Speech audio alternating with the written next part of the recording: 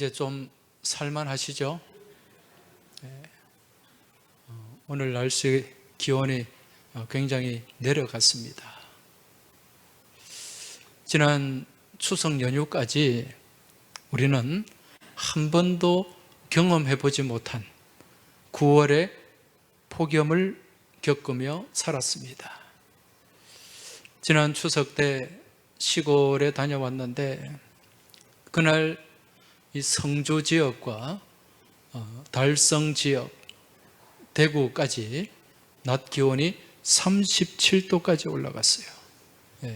37도면은 8월 달에도 굉장히 더운 날씨입니다. 이날 성묘를 하는 분들 모습을 보니까 그냥 걸어가는 사람들이 없어요. 다 양산을 쓰고 큰 파라솔, 우산을 쓰고 그렇게 조상의 묘소를 찾는 그 모습들을 볼 수가 있었습니다. 이처럼 9월의 폭염이 계속되는 동안에도 들판의 곡식들은 어떻습니까? 여전히 익어가고 있습니다. 곡식도 익어가고 과실들도 익어가고 있습니다. 금년에는 특별히 이 태풍이 없었어요.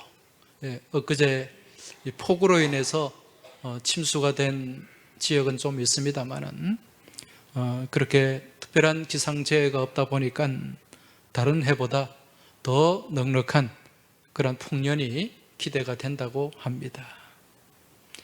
여러분, 지난 여름을 한번 돌아보시기 바랍니다. 7월부터 9월 중순까지 얼마나 더웠는지 모릅니다. 낮에는 그 뜨거운 폭염에 시달려야만 했고 또 밤이 되면 어떻습니까? 잠 못 이루는 열대야로 인해서 계속 잠을 설쳐야만 했습니다. 그런데 이러한 폭염의 고난이 이어지는 가운데도 오늘 우리 찬양대 찬양 가사처럼 주님께서는 여전히 일을 하고 계신 줄로 믿습니다. 주님께서 일을 하시고 주님께서 역사하심으로 말미암아 그 고난 가운데도 또 열매는 익어가고 또 과실들은 탐스럽게 그렇게 빛깔을 만들어내는 것을 볼 수가 있습니다. 여러분, 우리의 삶도 마찬가지입니다. 각자 고난이 없는 삶이 어디 있겠습니까? 이 사람은 괜찮겠지 싶어도 그 사람의 삶의 형편을 보고 그 사람의 그 삶의 뚜껑을 열고 들여다보면 고난이 없고 아픔이 없는 사람이 없어요. 역경이 없는 사람이 없다는 거죠. 여러분, 우리가 이렇게 고난 가운데 역경 가운데 머물 때도 우리 주님께서는 여전히 우리와 함께 하시고 우리 가운데서 일하고 계시는 줄 믿습니다. 여러분, 한여름의 그 태양볕과 무더위가 곡식을 더 튼실하게 그렇게 연글게 만들어줍니다. 우리 삶 가운데 다가오는 그러한 고난과 역경들이 우리의 삶을 더 강하게 만들고 우리의 믿음을 더 굳세게 만들고 또 우리 안에 더 튼실한 그러한 역경의 열매를 우리에게 허락해 줄 줄로 믿습니다. 그 모든 일들을 누가 이루어 가시죠? 우리 하나님이 이루어 가신다는 거죠. 그렇게 끝날 것 같지 않던 2달 반가량의 그 폭염도 이제 오늘부로 종지부를 찍고 이제 선선해질 겁니다. 제가 예언의 은사가 있기 때문에 이제 오늘부터 시원한 그런 계절이 펼쳐지게 될 줄 믿습니다. 여러분, 모든 것은 지나가게 되어 있어요. 고난도 지나가고 역경도 지나가고 또 폭염도 지나가게 됩니다. 우리 옆에 계신 분들에게 좀 말씀해 주시기 바랍니다. 우리 옆에 계신 분 손을 한번 잡아 주실래요? 또 남자 여자는 손 잡지만 부부는 잡아도 괜찮아요. 손을 잡아 주시면서 괜찮습니다. 이 또한 다 지나갑니다. 다시 한번 말씀해 주세요. 괜찮습니다. 이 또한 다 지나갑니다. 할렐루야. 네, 하나님의 은혜의 때를 바라보시고 소망하시고 기대하시길 주의 이름으로 축원합니다. 오늘 우리가 읽은 요한복음 4장의 말씀, 우리가 잘 아는 말씀이죠. 예수님과 이 사마리아 여인과의 만남을 기록한 말씀인데, 이 요한복음 4장 5절 이후의 말씀에 보면 예수님께서 제자들과 함께 예루살렘에 올라가셨다가 다시 이제 북쪽 갈릴리로 돌아가시는데, 그때 사마리아 땅으로 들어가시게 됩니다. 사마리아에 있는 수가라고 하는 성읍에 들어가셨고, 거기에 야곱의 시대 때부터 계속 물이 솟아난 이 우물, 그 우물가에 예수님이 가셨어요. 예수님이 좀 피곤하셨는지 그 우물가에서 예수님은 좀 쉬고 계셨고, 제자들은 이제 먹을 것을 구하기 위해서 동네로 내려가게 됩니다.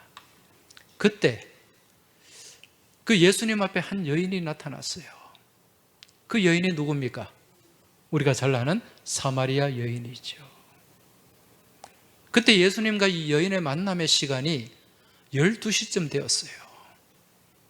이 유대 지방에서 12시쯤 이 여자들이나 남자들이나 잘 움직이지 않습니다. 왜인고 하니 너무 날씨가 뜨겁기 때문에 이때는 잘 안 움직여요. 그런데 이 여인은 이 무더운 시간에 물을 길러 이 우물로 찾아왔던 것입니다. 이걸 봐서는 이 여인이 이 사람들을 기피하는 것을 알 수가 있어요. 사람들 눈에 안 띄는 시간에 그 우물을 찾아왔던 거죠. 이 여인을 만난 예수님은 이 여인을 다 알고 계셨어요. 그 여인이 갖고 있는 마음의 상처와 그리고 단단하게 굳어있는 그 심령 가운데 잠겨있는 죄의 모습들.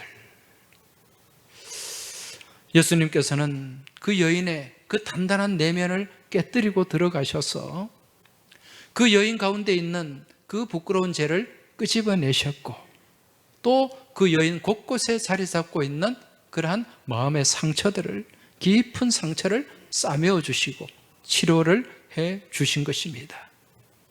그 결과 이 여인이 예수님이 메시아이심을 알게 되었습니다. 예수님이 메시아임을 알고 자기가 메시아를 만났다는 사실을 깨달았을 때 이 여인은 들고 왔던 물동이를 내던지고 다시 동네로 돌아가서 사람들 앞에 제대로 서지도 못하고 말도 하지 못했는데 사람들 앞에 가서 내가 만난 예수가 그리스도시다, 이 사실을 전하고 선포를 했던 것입니다.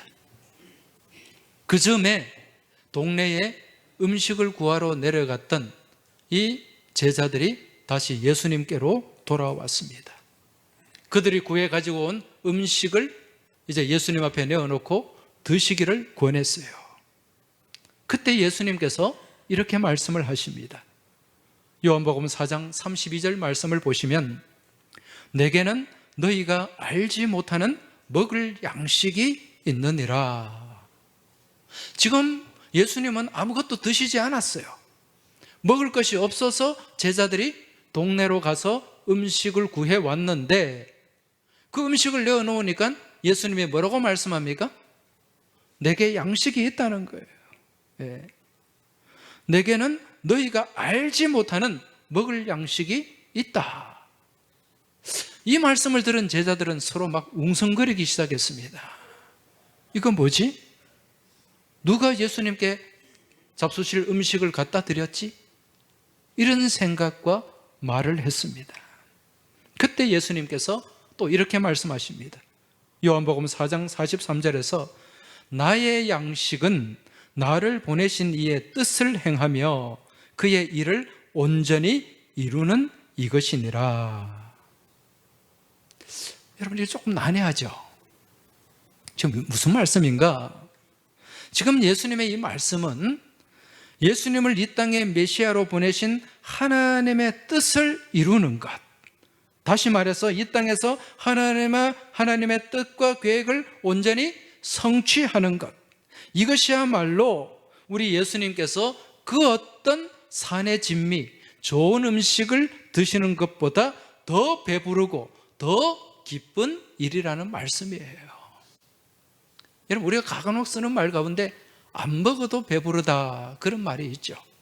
뭔가 잘 되고 뭔가 좋은 일이 있으면 안 먹어도 배부르다.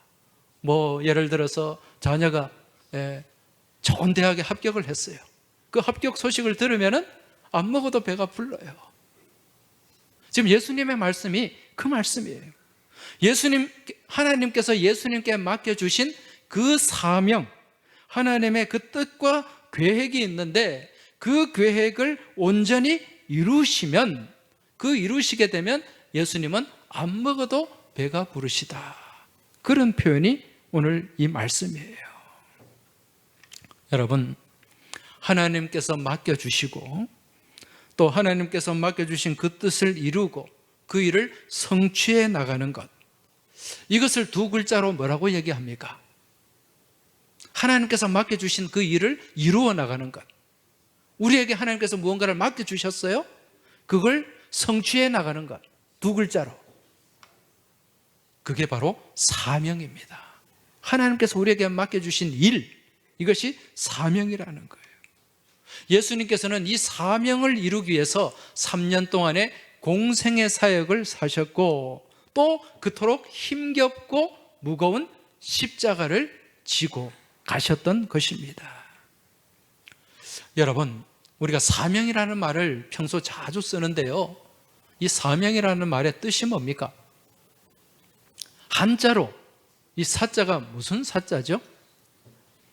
불일 사자입니다. 불일 사자. 명자는 목숨 명자입니다. 그래서 이 사명이라는 말에 담긴 뜻은, 나를 부리는 사람이 내 주인이죠, 그죠? 나를 사용하는 주인을 위해서 목숨을 바쳐서 감당해야 하는 일, 그게 무엇이라고요? 사명이라는 거예요. 여러분, 우리 인생의 주인이 누굽니까? 우리를 지으신 하나님이십니다. 우리를 구원하신 우리 주인님 예수 그리스도십니다. 그래서 우리에게 주어진 사명은 내 인생의 주인이신 하나님께서 주신 그 명령을 지키는 거예요. 하나님께서 우리에게 주신 그 명령을 잘 감당할 때 우리에게 주어진 사명을 잘 감당하는 삶을 살아가게 된다는 것입니다. 이처럼 사명을 잘 감당하는 삶을 살아갈 때 그 인생이 가장 복되고 아름답게 빛이 나는 명품 인생이 되는 줄 믿으시기 바랍니다. 여러분, 한 사람의 인생의 가치가 어떻게 평가될까요? 한 사람의 인생의 가치, 이 사람이 정말 멋진 인생을 살았다, 훌륭한 인생을 살았다, 그렇게 평가하는 기준이 어디에 있을까요? 그 사람이 가진 지식, 그 사람이 가지고 있는 물질, 그 사람이 가지고 있는 지위와 권력으로 평가가 가능할까요? 여러분, 한 사람의 인생은 그 사람이 가지고 있는 지식이나 물질이나 지위나 권력으로 평가되는 게 아닙니다. 여러분, 물질을 가지고 권력을 가지고 있지만은, 높은 지위를 가지고 있지만은 많은 사람들에게 손가락질 당하고 비난받는 그런 인생들이 얼마나 많습니까? 그 인생을 우리가 잘 사는 인생이라고 할 수 없겠죠. 그래서 지식이나 소유나 지위나 권력으로 그 인생의 가치를 평가할 수가 없다는 것입니다.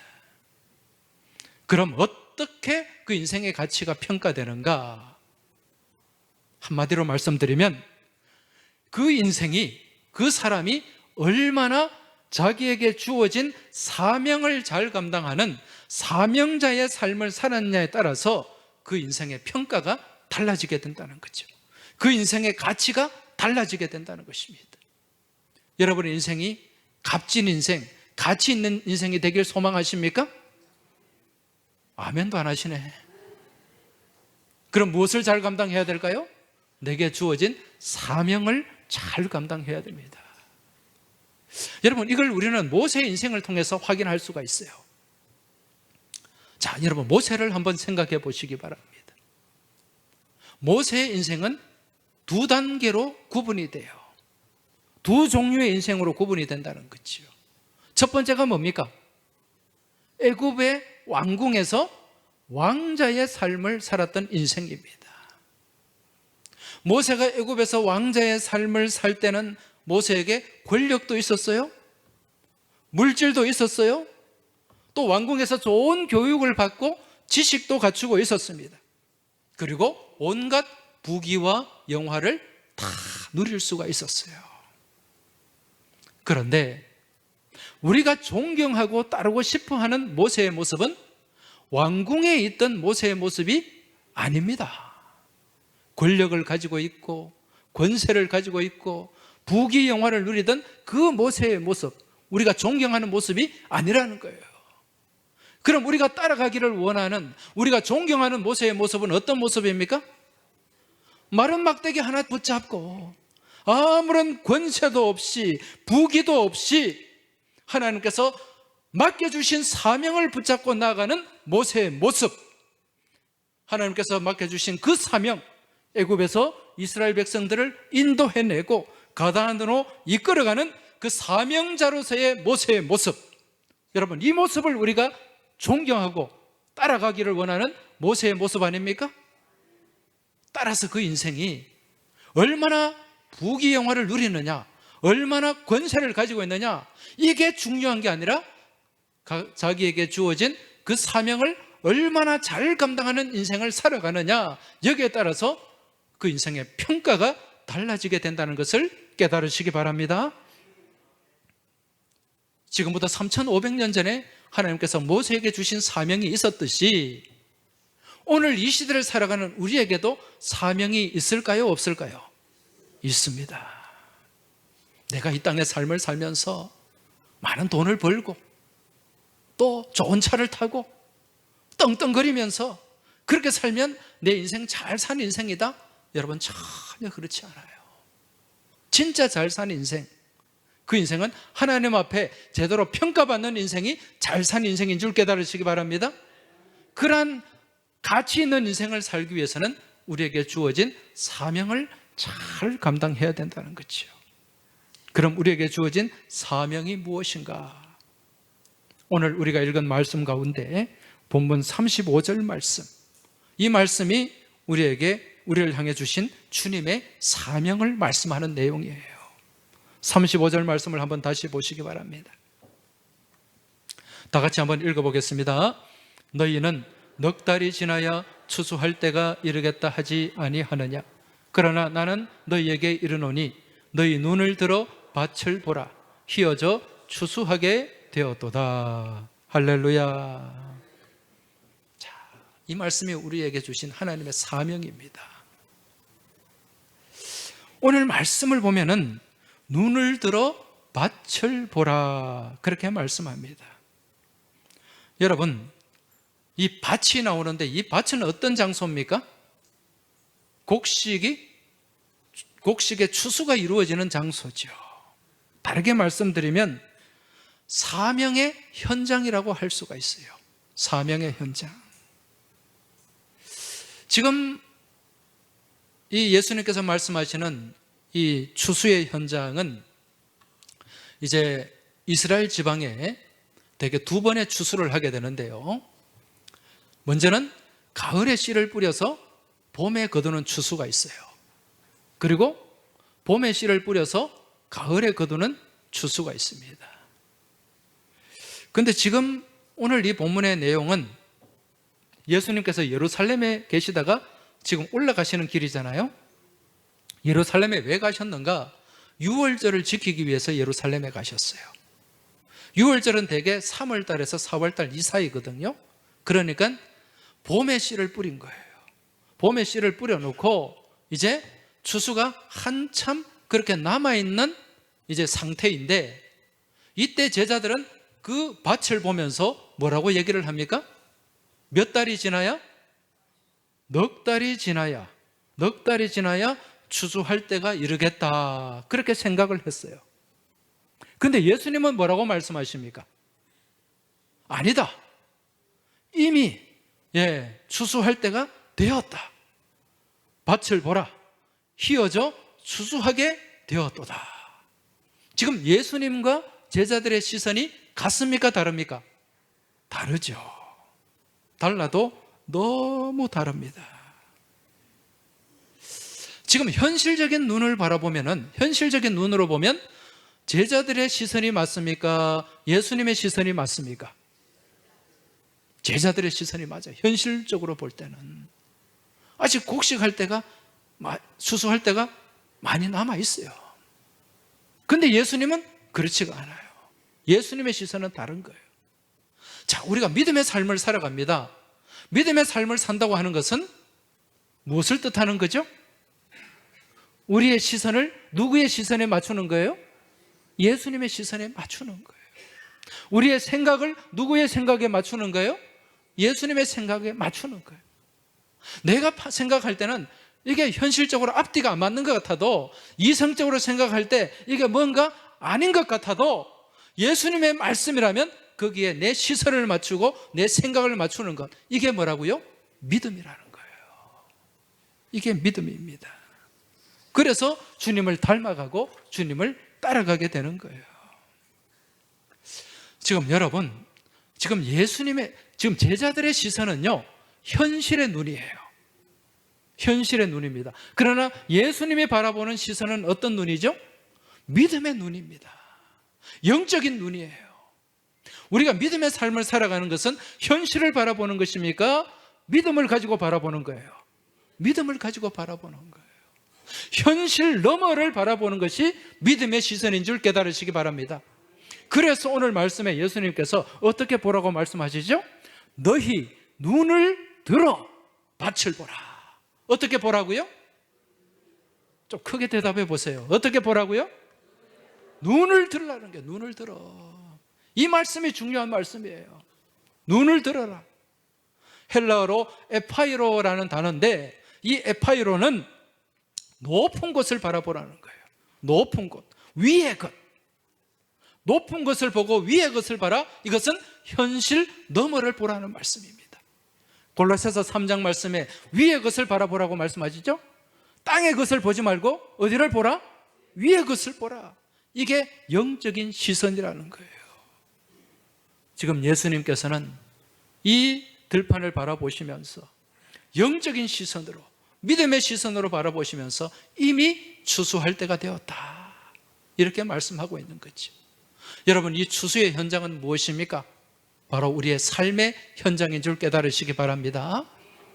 우리가 오늘 읽은 이 35절 말씀을 원문에서 보면은요, 번역이 안 된 빠진 단어가 2개가 나와요. 어떤 단어가 빠져 있는가? 헬라어로 에티라고 하는 단어가 빠져 있어요. 이 단어가 원문에는 기록이 되어 있는데 번역이 안 됐다는 얘기예요. 에티라는 말이 무슨 뜻인가? 아직이라는 뜻이에요. 아직. 그리고 또 하나의 단어는 에데라는 단어입니다. 이 에데라는 단어는 이미라는 뜻이에요. 이미. 이 헬라어로는 2 단어가 있는데 이걸 우리말로는 번역을 안 했다는 얘기예요. 그래서 이 단어를 넣어가지고 번역을 하면 어떻게 되는가? 제자들은 아직 넉 달이 지나야 추수할 수 있다, 이렇게 말을 합니다. 아직 넉 달이 지나야. 그런데 예수님께서는 어떻게 말씀하시죠? 이미 휘어져 추수할 때가 이르렀다. 아직과 이미의 차이가 있는 거예요. 여러분, 이 땅을 살아가는 사람들 중에는 이 아직과 이미에 놓여진 2 종류의 삶을 살아가고 있는데, 그 가운데 많은 사람들이 어떤 삶을 살고 있는가? 아직에 놓여진 삶을 살고 있다는 거예요. 무슨 얘기인가? 여러분, 아직이라고 하는 것은 시간의 여유가 있습니까? 없습니까? 있다는 생각이죠.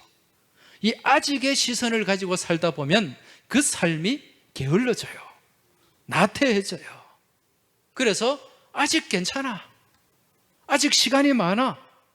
아직 공부할 시간이 많이 남아있어. 아직 이 정도면 충분해.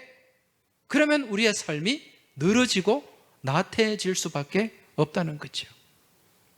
그런데 예수님은 뭐라고 말씀하시죠? 이미 휘어져 추수할 때가 되었다. 여유가 별로 없다는 거예요. 바쁘게 서둘러도 감당하기 어렵다는 것입니다. 여러분, 이게 우리의 삶을 말씀하는 거예요. 우리가 이 땅의 삶을 살면서 우리는 아직 살아갈 시간이 많이 남았다, 그런 생각을 하고 살아요. 그런데 예수님이 바라볼 때는 어떻습니까? 이미예요. 이미 가까웠다. 주님 오실 날이 이미 가까웠고 우리가 천국 갈 날이 이미 가까웠다는 거예요. 얼마 남지 않았어요. 여러분, 우리가 이 땅의 삶을 앞으로 20년, 30년, 50년까지 산다고 누가 담보할 수가 있습니까? 예? 아무도 이걸 담보해 줄 수가 없어요. 지난 연휴 기간에도 이렇게 고속도로 오가고 그렇게 다니면서 불의의 사고를 당한 분들이 많이 있습니다. 여러분들, 그분들이 즐겁게 고향을 향해 가고 먼 길을 떠나면서, 여행을 떠나면서 내가 이런 사고를 당하고 또 이 일로 인해서 내가 목숨을 잃을 거라고 생각한 사람은 한 사람도 없을 거예요. 여러분, 우리는 내일이 보장되어 있지 않습니다. 그래서 우리는 하루하루 주어진 시간을 최선을 다해서 삶을 살아야 되는 거예요. 그래서 우리에게 아직이 아니라 이미의 시선이 우리 삶 가운데 자리 잡을 때 우리는 우리의 삶을 허투루 살지 않고 최선을 다해서 성실하게 믿음 안에서 복되게 살아가게 되는 줄 믿습니다. 여러분, 지금 예수님께서는 이미 추수할 때가 이르렀다고 말씀하는데, 여러분, 이 추수할 때가 언제인가? 바로 우리의 사명을 감당해야 될 때라고 말씀드립니다. 우리에게 주어진 사명이 무엇이죠? 우리에게 주어진 사명, 이 사명을 영어로 번역하면 어떤 단어로 번역이 될까요? 사명을 영어로 보면은 calling이라고 되어 있습니다. calling. 그리고 또 하나는 mission입니다. 미션. calling이 뭐죠? 부르심이잖아요. 우리는 이 calling을 소명이라고도 합니다. 미션, 우리에게 주어진 사명입니다. 이 미션을 다르게 번역하면 어떻게 번역합니까? 선교로 번역이 됩니다. 우리 하나님께서 우리에게 주신 최고의 사명이 있어요. 그걸 두고 우리는 지상대명이라고 얘기합니다. 지상대명. 지자가 무슨 지자라 그랬습니까? 이를 지자라 그랬죠. 상자는 윗상자. 위에 계신 분이 우리에게 이르신 가장 큰 명령, 가장 큰 사명, 이게 뭡니까? 전도의 사명입니다. 마태복음 28장 19절에서 20절 말씀, 우리에게 주신 지상대명입니다. 같이 한번 읽어보겠습니다. 그러므로 너희는 가서 모든 민족을 제자로 삼아 아버지와 아들과 성령의 이름으로 세례를 베풀고 내가 너희에게 분부한 모든 것을 가르쳐 지키게 하라. 할렐루야. 모든 민족을 제자로 삼아 아버지와 아들과 성령의 이름으로 세례를 베풀고 내가 너희에게 분부한 모든 것을 가르쳐 지키게 하라. 전하라는 거예요. 말씀을 전하라는 거예요. 전도하라는 것입니다. 이 말씀과 더불어서 사도행전 1장 8절 말씀, 우리가 너무도 잘 아는 말씀이죠. 같이 한번 읽어보겠습니다. 오직 성령이 너희에게 임하시면 너희가 권능을 받고 예루살렘과 온 유대와 사마리아와 땅끝까지 이르러 내 증인이 되리라 하시니라. 할렐루야. 증인이 되라는 말씀이에요. 여러분, 이게 우리에게 주어진 최고의 사명입니다. 여러분, 우리가 믿음의 삶을 살면서 이러한 사명을 잘 감당할 때 우리의 삶이 그 어떤 인생보다 더 아름다운 인생이 되고 복된 인생이 되고 가치 있는 인생, 빛나는 인생이 될 줄 믿습니다. 여러분, 이렇게 사명을 잘 감당할 때 누가 가장 기뻐하실까요? 우리 하나님이 가장 기뻐하셔요. 왜? 하나님께서 주신 명령이기 때문에, 하나님께서 하신 말씀이기 때문에. 여러분, 우리 자녀들이 부모의 말을 잘 들을 때 기분이 좋습니까? 나쁩니까? 예. 자녀들이 부모 말을 너무 잘 들어서 기분 나쁜 분 혹시 계세요? 안 그럴 거예요. 그렇게 자녀들이 부모 말에 순종하고 잘 들으면 어떤 마음이 생깁니까? 뭐라도 하나 더 주고 싶은 마음이 생겨요. 그저 지갑을 열어가지고 뭘 하나 주고 싶은 마음. 예, 그게 부모의 마음입니다. 우리 하나님의 마음도 아버지의 마음인 줄 깨달으시기 바랍니다. 동일한 줄 믿으시기 바랍니다. 우리가 하나님이 기뻐하시는 일을 하면은요, 여러분, 하나님의 주머니가 열립니다. 여러분의 삶이 복받는 삶이 되길 원하십니까? 주님의 은혜 받는 삶이 되길 원하십니까? 아멘이라도 크게 좀 하시기 바랍니다. 그럼 하나님을 기쁘시게 하시기 바랍니다. 네. 하나님을 기쁘시게 할 때 우리 하나님의 주머니가 열리고 우리가 주님 안에서 더 복되고 아름다운 삶을 살아가게 될 줄 믿습니다. 그 하나님이 가장 기뻐하시는 일이 뭐라고요? 복음 전도입니다. 복음 전도. 주님의 말씀을 전하는 거예요. 여러분, 성경에 보면 하나님의 은혜를 받은 사람들에게 공통적으로 나타나는 모습이 있어요. 그게 뭘까요? 전하는 겁니다. 와서 보라. 와서 보라. 오늘 이 사마리아 여인이 예수님을 만났어요. 예수님을 통해 은혜를 받았습니다. 예수님의 메시아임을 깨달았습니다. 그리고 동네에 나가서 뭐라고 얘기합니까? 와서 보라. 와서 보라. 요한복음 4장 29절 말씀에 보면 내가 행한 모든 일을 내게 말한 사람을 와서 보라. 이는 그리스도가 아니냐. 할렐루야. 내가 받은 은혜가 있기 때문에, 내가 받은 구원의 은총이 있기 때문에 입술을 열어서 전하지 않으면 답답해서 견딜 수 없는 마음이 그 마음에 넘쳐나는 거예요. 이 여인만 그런 게 아닙니다. 예수님을 만난 제자들도, 빌립도 예수님을 만나고 나다나엘에게 가서 와서 보라.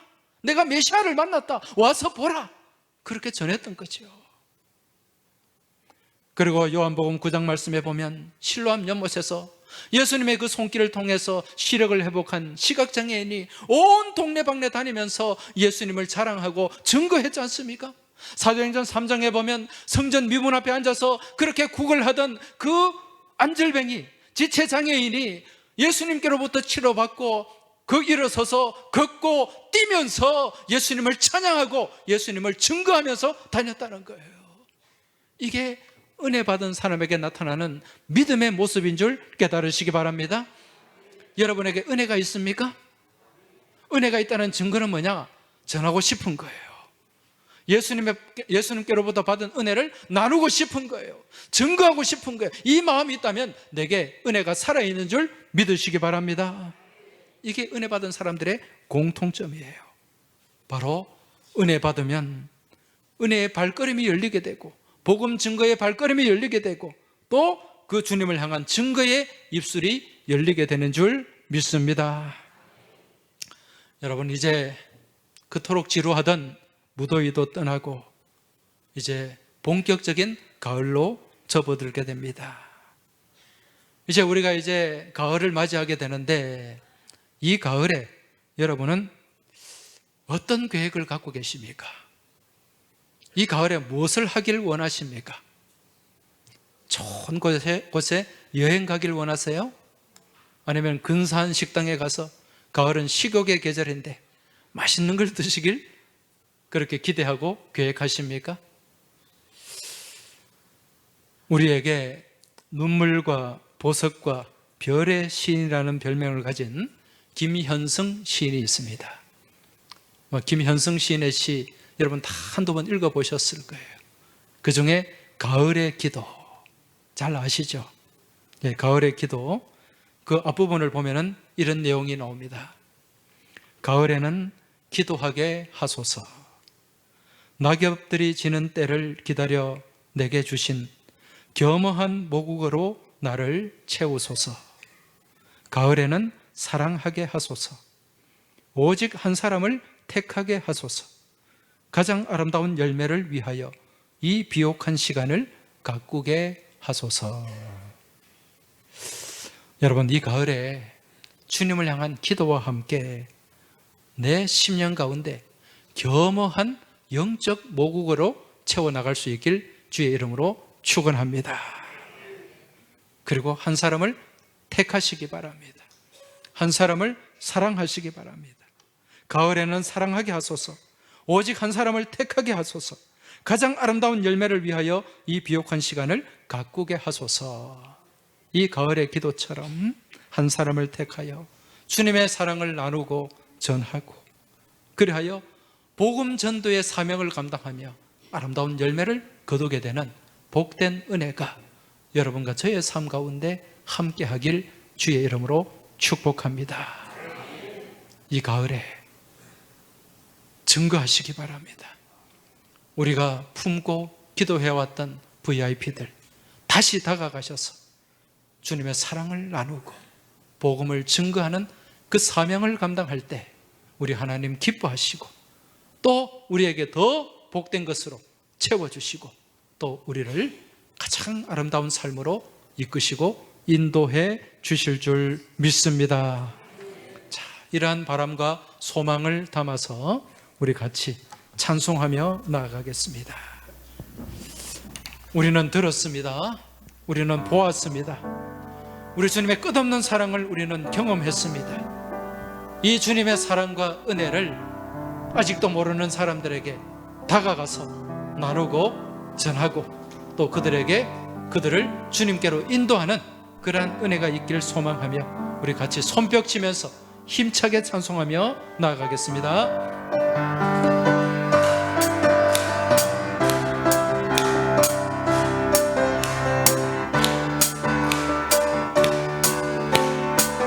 나는 들었고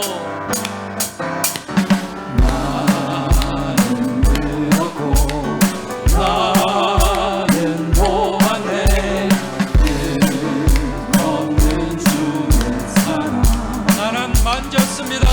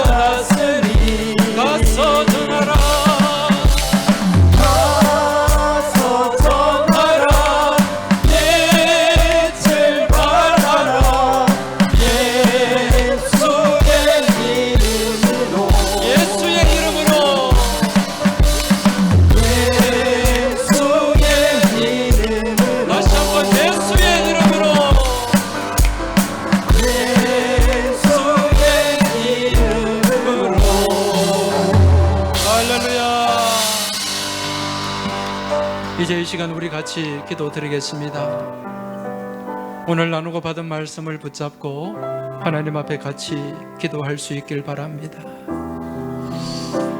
주님, 지금까지 저희는 아직의 삶을 살았습니다. 그러나 주님께서는 이미 때가 이르렀고 이미 추수할 때가 되었다고 말씀하셨는데, 이제 저희들의 삶이 아직의 삶에서 이미의 삶으로 옮겨가게 하시고, 저희들의 시선이 저희들의 육체의 시선이 아니라 주님을 향한 영적 시선으로, 믿음의 시선으로 바뀌게 하시고, 눈을 들어서 현실을 넘어서 주님의 세계를 바라보게 하여 주시옵소서. 그 믿음 가지고 우리에게 주어진 이 사명을 잘 감당하고 우리가 품고 기도해온 VIP들에게 이 가을에 주님의 생명의 복음을 증거하고 주님의 사랑을 나타내는 복된 삶을 살아가게 하여 주시옵소서. 이 기도 제목 가지고 우리 같이 합심해서 통성으로 기도하며 나아가겠습니다. 우리 주여 한번 크게 외치고 통성으로 기도드리겠습니다. 주여. 아버지 하나님 감사합니다. 오늘 저희들에게 귀한 주일을 허락하여 주시고, 이제 그동안 지루했던 무더위도 물러가게 하여 주시고, 아름답게 열매가 연근한 가을을 바라보며 나아가게 하시니 참으로 감사합니다. 아버지 하나님, 저희들은 지금까지 아직의 삶을 살아왔음을 고백합니다. 아직 괜찮아, 아직 멀었어, 아직 일러, 이란 생각으로 또 주님의 일을 게을리하고 주님의 사명을 등한시했던 적이 한두 번이 아니었음을 이 시간 고백합니다. 우리 주님께서는 이미 추수할 때가 이르렀고 이미 때가 찼다고 말씀하셨사온데, 아버지 하나님, 저희들의 삶이 아직에 머무는 삶이 아니라 이미를 바라보며 주님의 시선에 맞추어 나가는 복된 믿음의 삶이 될 수 있도록 주님 도와 주시옵소서. 그래야 저희들에게 주어진 이 사명을 잘 감당하는 복된 인생이 되게 하여 주시고, 이 사명을 잘 감당함을 통하여서 우리 하나님의 기쁨이 되게 하여 주시고, 우리 하나님 영광 가운데 머물며 나아갈 수 있도록 주님 인도하여 주시옵소서. 하나님 아버지, 오늘도 저희들에게 말씀 주심에 감사를 드립니다. 우리 주님께서 말씀하신 이미의 삶을 우리가 살아내게 하여 주시옵소서. 지금까지 저희들은 아직에 머물러 있었습니다. 아직도 괜찮아, 아직도 많이 남았어, 아직 하기에는 너무 일러, 이란 생각에 사로잡혀서 주님의 일을 게을리하고 주님 맡겨주신 사명을 등한시했던 적이 한두 번이 아니었음을 이 시간 고백합니다.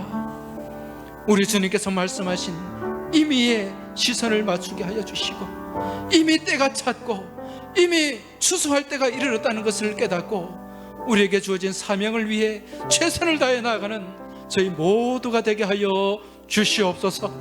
이 사명을 잘 감당하여 하나님의 기쁨이 되게 하여 주시고, 우리 삶 가운데 하나님께서 채워주시는 값진 은혜와 축복으로 가득가득 채워지게 하여 주시옵소서.